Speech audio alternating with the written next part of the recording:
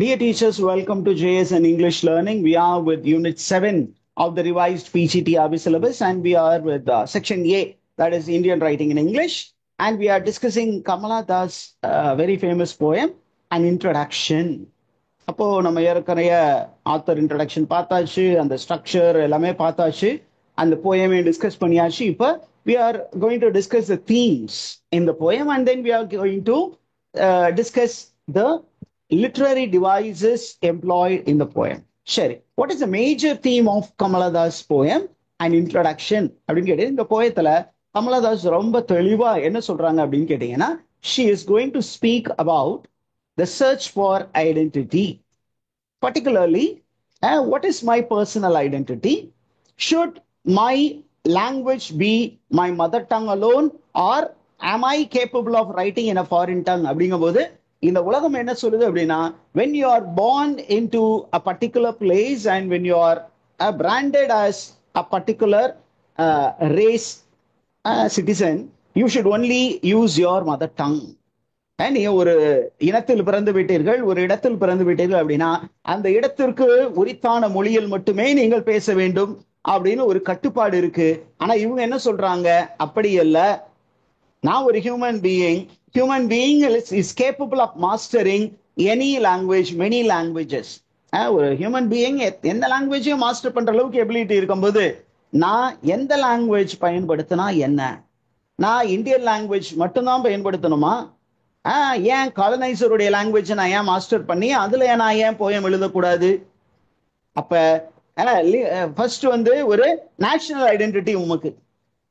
ஒரு இண்டிவிஜுவலா நம்ம ஒரு இடத்துல பிறக்கிறோம், ஒரு நாட்டுல பிறக்கிறோம் அப்படின்னா we have a national identity. Then அதுல அந்த நேஷனுக்குள்ளார நமக்கு வேரியஸ் செக்ரிகேஷன்ஸ் இருக்கு. அப்ப we have a race identity. அடுத்தது ஒரு லாங்குவேஜ்னு வரும்போது we have a linguistic identity, but this linguistic identity is not fixed. If we choose, we can choose many linguistic identity.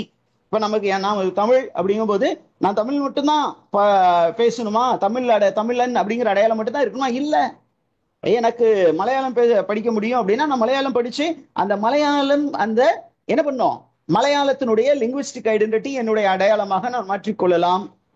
Hindi என்னால படிக்க முடியும் அப்படின்னா அந்த ஹிந்தி மொழியை படிச்சு அந்த மொழியின் வழியாக வரக்கூடிய அடையாளத்தையும் நான் ஏற்றுக்கொள்ளலாம். இல்ல இன்னும் ஒரு 10 லாங்குவேஜ் என்னால மாஸ்டர் பண்ணுவோம் அப்படின்னா அந்த 10 லாங்குவேஜ் படிப்பதன் மூலம் வரக்கூடிய ஐடென்டிட்டியை நான் உரிமையாக்கி கொள்ளலாம் அப்படிங்கறத ரொம்ப போல்டா சொல்றாங்க. என்ன சொல்றாங்க அப்படின்னு கேட்டீங்கன்னா, ஐ ஆம் Malayali, but my masters tongue is English. ஒரு காலத்துல நமக்கு மாஸ்டர்ஸா இருந்தவங்க இங்கிலீஷ் பீப்புள், அவங்களுடைய லாங்குவேஜை நான் மாஸ்டர் பண்ணிட்டேன். அந்த மாஸ்டர் பண்ண அந்த ஒரு ஸ்கில்லை நான் எக்ஸிபிட் பண்ணா என்ன தப்பு? I may not speak like English man. நான் நிறைய டிஸ்டார்ஷன்ஸோட நிறைய பிழைகளோடு பேசினா கூட இட் இஸ் மை லாங்குவேஜ்.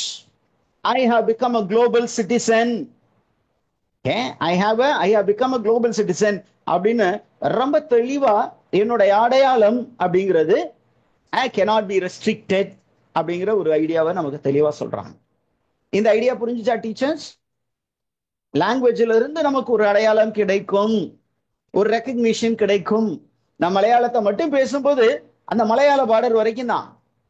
இப்ப நான் தமிழ் பேசுறேன் அப்படின்னு சொன்னீங்கன்னா, என்கிட்ட ஒரு ஆங்கிலோ ப்ரொஃபஸர் இருந்தார். அவர் சொல்லுவாரு, நான் திருச்சி பேக்ரவுண்ட்ல இருக்கும்போது நான் ஒரு காலேஜ், ஃபேமஸான காலேஜ், நான் ஒர்க் பண்ற காலேஜ்லயே நான் அங்கதான் படிச்சேன். யூஜி, பிஜி, எம்ஃபில், பிஹெச்டி எல்லாமே. ஓகே, அதுல இருந்து மெரிட்ல அங்கேயே ஜாப் கிடைச்சது. இப்போ அங்கேயே ஒர்க் பண்ணிட்டு இருக்கேன்னு வச்சுக்கோங்களேன் ஃபார் ஆல்மோஸ்ட் 13 years. அங்க ஒரு ஆங்கிலோ ப்ரொஃபஸர் சொல்லுவாரு, with your Tamil you cannot go beyond Pichandar Kovil. Pichandar கோயில்னா அங்க இருந்து ஒரு 15 kilometers டிஸ்டன்ஸ் காலேஜ் ரேடியஸ்ல இருந்து அப்படின்னு அப்பயே அவர் முன்னாடி சொன்னார். ஏன் அப்படின்னு கேட்டீங்கன்னா, we are a global village. The language Tamil is not adaptive as English. English பார்த்தீங்கன்னா வர்ற எல்லாத்தையும் உள்ள இழுத்து போட்டுக்குது, நிறைய vocabulary புதுசா சேர்த்துக்கிட்டே இருக்கு. ஆனா தமிழ் அப்படி கிடையாது. தமிழ் அப்படிங்கிற போது ஒரு பியூரிட்டி, லிங்குவிஸ்டிக் பியூரிட்டி அப்படிங்கிற கான்செப்ட்னால அது என்ன பண்ணுது அப்படின்னா அப்படியே ஒரே ஒரு லிமிட்டட் சர்க்கிள் போட்டுட்டு அந்த வட்டத்துக்குள்ளே இருக்கு. ஆனா இங்கிலீஷ் அப்படி பியூரிட்டியா யோசிக்கிற லாங்குவேஜ் எல்லாம் கிடையாது. எல்லா லாங்குவேஜ்லயும் என்னென்ன புதுசா இருக்கும். நம்முடைய கட்டுமரம் அங்க கேட்டமரன் ஆயிடுச்சு. நம்ம கவன்கல் அங்க கேட்டபல்ட் அப்படின்னு ஒரு வேர்டு ஆயிடுச்சு. அப்ப இங்க தமிழ்ல இருக்கக்கூடிய ஐயோ has become an English word now, Indian English அப்படின்னு. அப்ப எல்லாத்தையும் உள்வாங்கி அது பெரிதாக வளர்ந்து கொண்டிருக்கிற லாங்குவேஜ். அப்ப அந்த லாங்குவேஜ் நம்ம பேசும்போது ஒரு பெரிய குளோபல் ஐடென்டிட்டி நமக்கு கிடைக்கும். ஏன் அந்த குளோபல் ஐடென்டிட்டியை நம்ம வேணான்னு சொல்லணும் அப்படிங்கிறது தான் யாருடைய ஆர்கியூமெண்ட்? யாருடைய ஆர்கியூமெண்ட் அது டீச்சர்ஸ்? கமலாதாசுடைய ஆர்கியூமெண்ட். ஏன் நானே என்ன வந்து என்னோட ஐடென்டிட்டியை வந்து சுருக்கிக்கணும்? ஒரு எல்லைக்குள்ளார நான் ஏன் நிக்கணும்? நான் என்ன ஆகும்? பறந்துபட்ட ஒரு ஐடென்டிட்டியை நான் எடுத்துக்கிறேன். ஒரு குளோபல் சிட்டிசனா நான் மாறினா உனக்கு என்ன அப்படின்னு அவங்க கொஸ்டின் கேட்கறாங்க. நீங்க வேணுமோ குண்டு சட்டி குண்டு சட்டியில குதிரை ஓட்டுங்க, நான் வெளியில போறேன் அப்படின்னு நமக்கு சொல்றாங்க. The second one is in the poem she is critiquing, she is criticizing the patriarchal Indian society, typical ஒரு மேல் ஷாவனிஸ்ட் சொசைட்டி எப்படி இருக்கும், எப்படி ஒரு பெண்ணை நசுக்கும் என்பதை பற்றி ஒரு அழகான ஒரு கிரிட்டிசிசம் வச்சிருக்கிறாங்க. என்ன அப்படின்னா, ஒரு பெண்மணி ஒரு வெளியில ஒரு எழுத்தாளர்களாக தன்னை அடையாளப்படுத்திக் கொள்ள முயற்சி பண்ணும்போது இந்த ஆணாதிக்க சமுதாயம் என்ன சொல்லுது?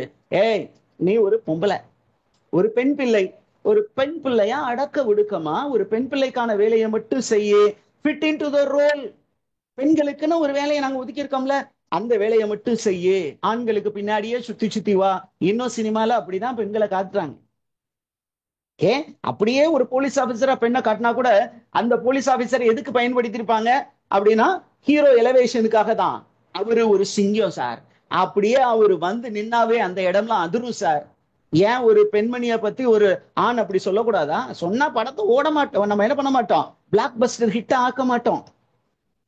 ஒரு பெரிய கேரளா ஹீரோயினை கொண்டு வரணும், அஜித் குமார் சாரை வந்து ஹீரோவாக்கணும், அவங்க அஜித் குமார் சாரை வந்து எலவேட் பண்ணிக்கிட்டே இருக்கணும். இதுதான் நம்முடைய தமிழ் கலாச்சாரம். இப்படிதான் ஆணாதிக்க சமுதாயம் பெண்ணை பயன்படுத்தி கொண்டிருக்கிறது, அவங்கள ஒரு ரோல்குள்ளார ஃபிட் இன் பண்ண சொல்லுது. Is information clear teachers? நான் வந்து அஜித் குமார் சார் சொன்னதுனால நமக்கு பிடிக்காதுன்னு இல்லை, ஜஸ்ட் ஒரு எக்ஸாம்பிளுக்கு டக்குன்னு வந்துருச்சு. நீங்க விஜய் படமும் எடுத்துக்கோங்க. விஜய் படத்துல அவரு வந்து ஒரு ரவுடியா இருப்பாராம், அப்புறம் அப்பா சொன்னாருன்னு என்ன பண்ணுவாரு, போலீஸ் ஆயிருவாரு. அங்க பாத்தீங்கன்னா காஜோல் ஏற்கனவே போலீஸா இருப்பாங்க, ஆனா அந்த போலீஸுக்கான ரோல் என்ன, இந்த ஹீரோவுக்கு பின்னாடி டூயட் சாங் பாடுறது மட்டும்தான் வேலை. இப்படிதான் பெண்களை வந்து காலகாலமா நம்ம பயன்படுத்திக்கிட்டு இருந்தோம். கொஞ்சம் அட்வான்ஸ் ரோல்ல வந்தா கூட ஆணுக்கு கீழே தான் அப்படின்னு வச்சிருந்தோம். Is information clear? அதுக்காக தான் ஒரு எக்ஸாம்பிள் கொடுத்தேன். அதனால நம்ம வந்து ஒரு பெரிய டிபேட்டை, சினி பேஸ்டு டிபேட்டை உருவாக்குறது நம்முடைய எண்ணமே கிடையாது. அது ஒரு தீம், அவ்வளவுதான். The third theme is there is power which is associated with language. அதனால English language is a very powerful language. Yeah, it is the language of the rulers. இன்னமும் பாத்தீங்கன்னா English is ruling the world in some form or the other. And today Kamaladas sees English as a tool of empowerment. ஒரு பெண்களை வந்து empower பண்ணக்கூடிய ஒரு லாங்குவேஜை தான் அவங்க பாக்குறாங்க. ஈவன் ஏன் அப்படின்னு கேட்டீங்கன்னா, இந்த post colonial context English is scene as a symbol of colonization. எதுக்கு சார் அந்த லாங்குவேஜை பயன்படுத்த நம்மளை அடிமையாக்குனாங்க அப்படின்னு கேட்டீங்கன்னா, ஆனா இவங்க என்ன சொல்றாங்க, அது கலோனியல் ஐடியா. அதையும் கடந்து ஒரு விஷயம் இருக்கு. என்ன அப்படிங்கன்னா, English is the language of empowerment. இன்னைக்கு நம்ம கிட்ட நிறைய சோசியல் டிரான்ஸ்பர்மேஷன் வந்திருக்கு அப்படின்னா அதுக்கு காரணம் யாரு அப்படின்னா ஆங்கிலேயர்கள் தான்.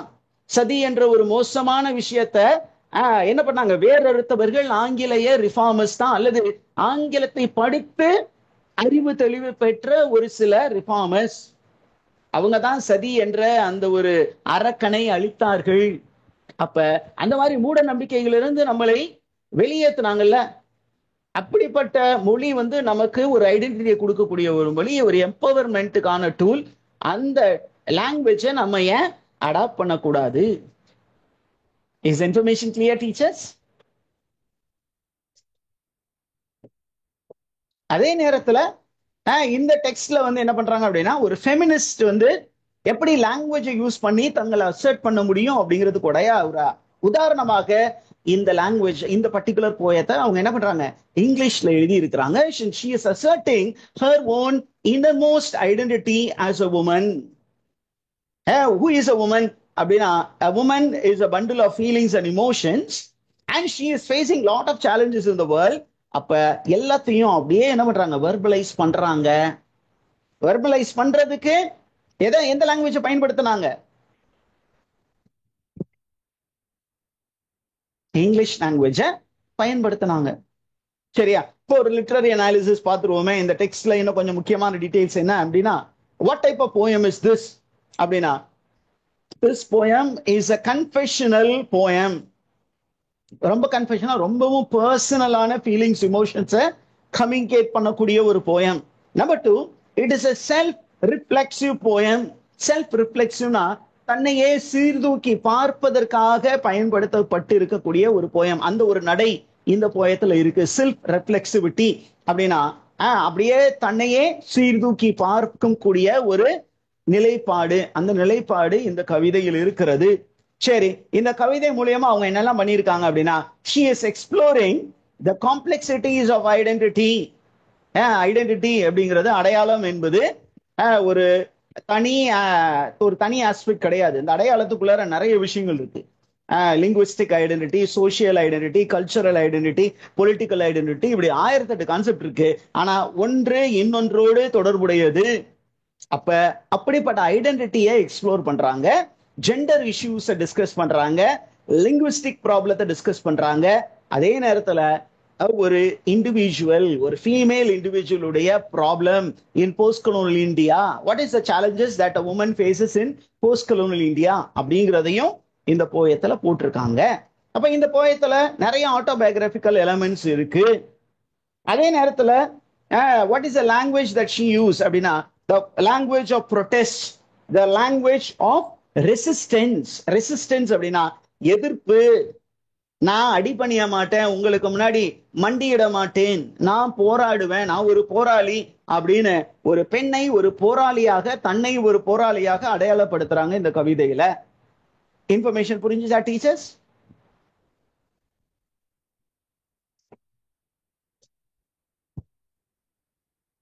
அடுத்தது ஒரு லாங்குவேஜ் அப்படின்னு வரும்போது இந்த போயம் வந்து லாங்குவேஜ் டீஸ் பண்ணும்போது she speaks about language as something which gives voice to an individual. மொழி என்பது ஒரு தனி மனிதனுக்கு தன்னுடைய அடையாளத்தை வெளியே சொல்வதற்கான ஒரு கருவியாக இருக்கிறது அப்படிங்கிற ஒரு கான்செப்டை சொல்றாங்க. அதனாலதான் அவங்க பிகினிங்லே ரொம்ப தெளிவா சொல்றாங்க she is aware of what she is. நான் யார் என்பதை எனக்கு உணர்த்துவது மொழி, என்னை சிந்திக்க தூண்டுவது ஒரு மொழி. அப்ப அவங்க தெளிவாவே ஒரு அவேர்னஸோட தான் என்ன சொல்றாங்க, நான் என்னுடைய இயல்பை எனக்கு தெரிகிறது, என்னுடைய நிறை என்னன்னு தெரியுது, குறை என்னன்னு தெரியுது, என்னுடைய அடையாளம் என்னன்னு எனக்கு தெளிவா தெரியும், நீங்க எனக்கு சொல்ல வேண்டியது இல்லை. Particularly Indian identity is hybrid identity. நம்ம இந்தியன் பேசிக்கா சொல்லிட்டா கூட அந்த இந்தியனுக்குள்ளார நம்ம வந்து தமிழர்களாக இருக்கிறோம், கன்னடிகர்களாக இருக்கிறோம், ஒடிசா மக்களாக இருக்கிறோம், அல்லது மராத்தியர்கள்னு சொல்லிட்டு பெருமை பாராட்டுறோம். அப்படின்னா நம்ம ஐடென்டிட்டி ஒரு ஐடென்டிட்டியா இல்ல மல்டிபிளா அப்படின்னா multiple identity. We are hybrids. நம்ம கிட்ட ஒரிஜினல் அப்படின்னு எதுவுமே கிடையாது. நம்ம கிட்ட நம்ம எல்லாமே ஹைபிரிட் ப்ராப்பர்ட்டி தான்.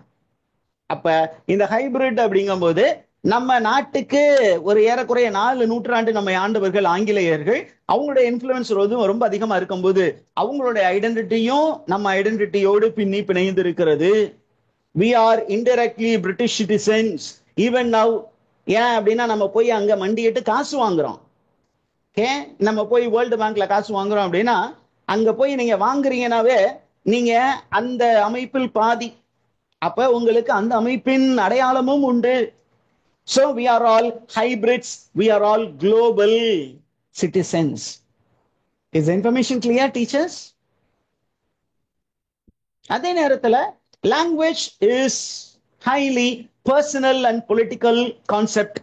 ஒவ்வொரு லாங்குவேஜுக்குலையுமே அந்த லாங்குவேஜ் வந்து ரொம்ப பர்சனலா ஒருத்தருக்கு பயன்படும். அதே நேரத்துல அந்த லாங்குவேஜுக்குள்ளார ஒரு பாலிடிக்ஸும் இருக்கு. we call it as linguistic politics. அப்ப அந்த லிங்குவிஸ்டிக் பாலிடிக்ஸை பத்தியும் பேசுறாங்க. இன்னொன்னு இந்த லாங்குவேஜ் பயன்படுத்தி இவங்க என்ன சொல்றாங்க அப்படின்னா, ஹவு வி ஆர் ஜெண்டர்ட். ஆணுக்குன்னு ஒரு சில வேர்ட்ஸ் இருக்கு, பெண்ணை குறிப்பதற்கு ஒரு சில அட்ஜெக்டிவ்ஸ் இருக்கு. அப்ப அவர் பாடி பாலிடிக்ஸ் அங்க ஒரு கேமே பிளே பண்றாங்க. ஆண் அப்படின்னா ஹேண்ட்ஸம், பெண்ணுன்னா பியூட்டிஃபுல். இதை மாத்தி பயன்படுத்தினா இட்ஸ் ராங் அப்படின்னு சொல்லுவாங்க. அப்ப என்ன பண்றாங்க, they are doing politics using language. அப்ப அந்த ஒரு இன்ஃபர்மேஷனையும் கமலதாஸ் இங்கே சுட்டி காட்டுகிறார். அதே நேரத்துல ஐ என்பது ஒரு இருத்தல் நிலை. ஐ என்பது என்ன, ஒரு இருத்தல் நிலை அப்படின்னா, that we are alive, it's a existential identity. I am. பழைய ஏற்பாட்டுல மோயிசன் கடவுள்கிட்ட கேட்கிறாரு, who are you? அங்க நெருப்பு ஒரு முட்புதர் இருந்தது, முட்புதர் வந்து எரியல, ஆனா நெருப்பு இருக்கு. அப்ப இவர் பாக்குற ரொம்ப ஆச்சரியமா இருக்கு. அப்ப அங்க இருந்து ஒரு குரல் கேக்குது, உன்னுடைய மூதாதையரின் கடவுள் நானே அப்படின்னோட, இருந்தாலு யோ உன் பேர் என்ன சொல்லியா அப்படிங்கும்போது, இருக்கிறவராக இருப்பவர் நாமே. அதுதான் தமிழ்ல. இங்கிலீஷ்ல ஐ ஆம் ஹூ ஆம். ஆம் ஐ அப்படிங்கும்போது சிங்கிள் அப்படிங்கிற கான்செப்ட். நான் ஐ ஆம் அப்படின்னா உயிரோடு இருக்கும் கடவுள், உயிரோடு இருக்கக்கூடிய கடவுள், வாழ்கின்ற கடவுள். நான் இறந்தவரின் கடவுளாக இல்லை, உயிரோடு இருப்பவர்களின் கடவுள். எப்போதும் உயிரோட இருக்கக்கூடியவன் நான் மட்டும்தான். செத்தவனெல்லாம் நீ கடவுளா கும்பிடக்கூடாது, கோயில் கட்டக்கூடாது அப்படிங்கிற அந்த ஒரு கான்செப்ட். அப்ப ஒரு எக்ஸிஸ்டென்ஷியல் ஐடென்டிட்டியை கொடுப்பது இந்த லாங்குவேஜ் தான், ஐ அப்படிங்கிற கான்செப்ட் தான் அப்படின்னு சொல்லி ஒரு இன்ஃபர்மேஷனை நமக்கு யார் கொடுக்குறா, கமலதாஸ் கொடுக்குறாங்க. இங்க நம்ம ஒரு ரேக் பண்ணிட்டு என்ன பண்ண போறோம், ஃபிகர்ஸ் ஆஃப் ஸ்பீச் மட்டும் தனியா ஒரு செக்ஷனா டிஸ்கஸ் பண்ண போறோம். ஓகேவா? இதுல ஏதாவது ஒரு டவுட் இருந்தா you are most welcome to ask teachers.